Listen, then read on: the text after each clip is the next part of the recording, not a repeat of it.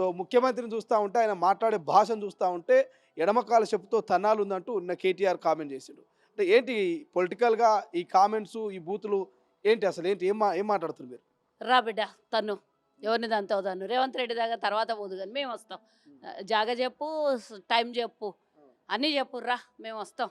దమ్మున్నోనివైతే రా. ఎవరెవరికి అడ్డం వచ్చినోళ్ళని ఎవరిని తంతావు ఫస్ట్ చూద్దాం. తర్వాత రేవంత్ రెడ్డి దగ్గర పోవాలంటే చాలా సెక్యూరిటీ ఉంటది. ఆడికి పోయినాక అడ్డమొస్తాడా, నిలువొస్తాడా తర్వాత చూద్దువు గాని. ఫస్ట్ మేము నిటారుగొస్తాం నీ దగ్గరికి. ఎవరిని తంతావు తన్ను అందరం వస్తాం. ఎంతమంది రమ్మంటే అంతమంది వస్తాం. ఒక్కోళ్ళు రమ్మంటే ఒక్కోళ్ళే వస్తాం. సిగ్గు శరం లేదు. కడుపుకు అన్నం తినేది పెడ తింటావు.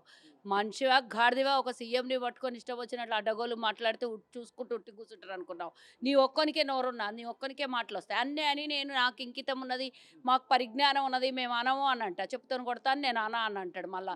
నేను అడ్డ మళ్ళీ ఇంకేమో అన్నాడు, కాళ్ళిరగొడతా, కుక్క, అవి ఇవి ఇక నేను అవన్నీ మాట్లాడదలుచుకోలేదు. ఆయనకి కడుపుకు అన్నం తినేటోడైతే ఈరోజు నేను పోయి కేసు పెడుతున్నా.